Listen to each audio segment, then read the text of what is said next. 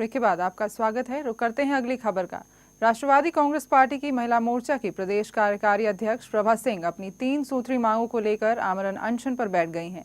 रांची के मोराबादी मैदान स्थित गांधी प्रतिमा के पास बैठी प्रभा की मांगों में राज्य महिला आयोग की अध्यक्ष पद से महुआ मांझी की नियुक्ति रद्द करना भी शामिल है।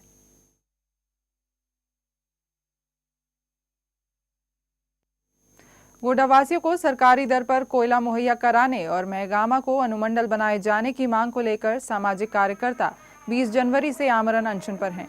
हंदवाड़ा के खैरा टीकर मैदान में अनशन कर रहे सुरेंद्र मोहन केसरी की सेहत दिन ब दिन बिगड़ रही है, उन्हें स्लाइन चढ़ाया जा रहा है।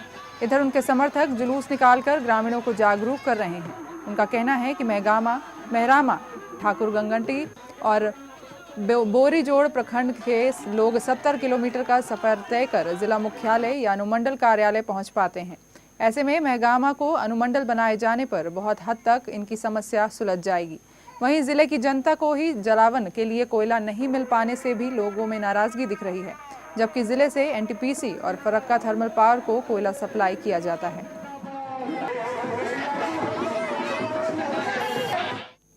बेगूसराय नगर थाना स्थित जागीर मोहल्ले के एक मकान में आग लग गई, जिसमें लाखों की संपत्ति जलकर खाक हो गई।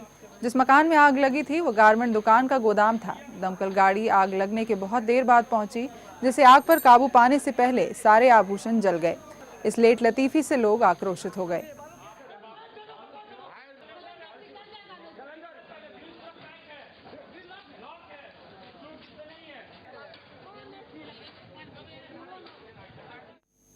चिकित्सा के क्षेत्र में उत्कृष्ट सेवा के लिए दरभंगा के जाने माने डॉक्टर मोहन मिश्रा को पद्मश्री पुरस्कार के लिए चुना गया है। हमेशा कुछ नया और गरीबों के हित में काम करने वाले डॉक्टर मिश्रा ने कालाजार के लिए एक अचूक दवा फंगिजोन बनाई, जो न सिर्फ कालाजार को जड़ से समाप्त करती है बल्कि सबसे सस्ती दवा भी साबित हो रही है। डॉक्टर मिश्र को यह सम्मान उनके द्वारा कालाजार और आर्सेनिक पर किए गए शोध सहित चिकित्सा क्षेत्र में किए गए अन्य कामों के लिए दिया जा रहा है। इस खबर ने जहां मिथिलांचल के लोगों को गौरवान्वित किया है, वहीं डॉक्टर मिश्रा के परिवार में भी खुशी की लहर है।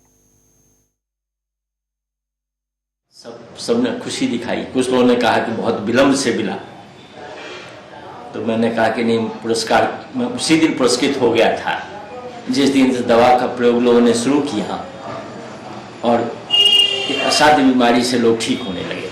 तो मेरा पुरस्कार तो लगातार मुझे मिलता ही रहा है।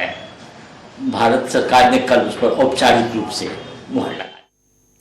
65वें गणतंत्र दिवस के अवसर पर राजपथ पर राष्ट्रपति प्रणब मुखर्जी ने झंडा फहराया और परेड की सलामी ली। राष्ट्रपति के साथ मुख्य अतिथि जापान के प्रधानमंत्री शिंजो आबे, प्रधानमंत्री मनमोहन सिंह, उपराष्ट्रपति हामिद अंसारी और रक्षा मंत्री ए के एंटनी सहित तमाम लोग मौजूद थे। राष्ट्रपति ने शहीद श्री प्रसाद बाबू को अशोक चक्र प्रदान किया। प्रसाद बाबू 200 नक्सलियों के साथ लड़ते हुए शहीद हो गए थे।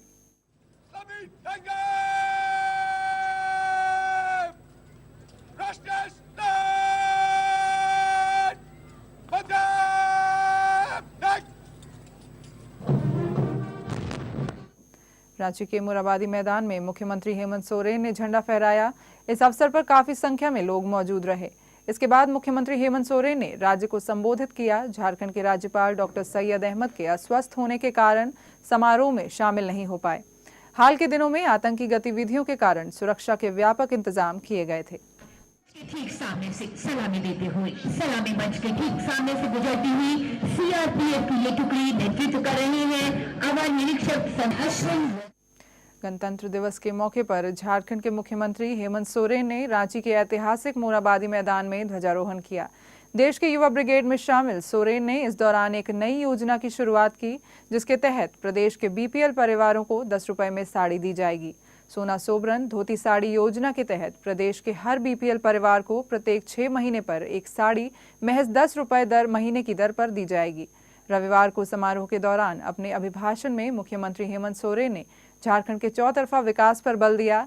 मुख्यमंत्री ने कहा कि उनकी सरकार सूचना तकनीक के जरिए शासन को पारदर्शी बनाएगी, जिससे भ्रष्टाचार पर अंकुश लग सके।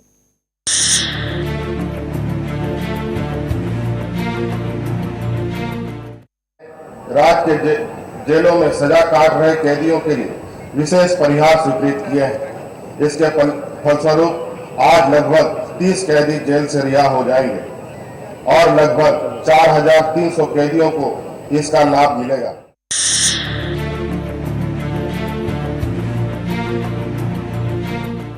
शहर वासियों के लिए वर्तमान में मनोरंजन की सुविधा का घोर अभाव है।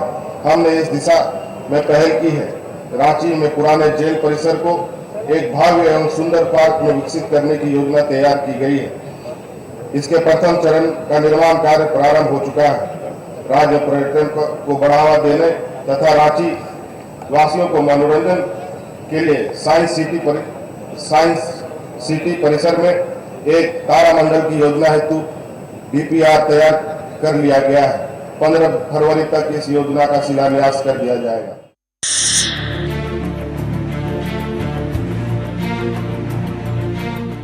झारखंड राज्य की 80% भूमि वनों से आच्छादित है।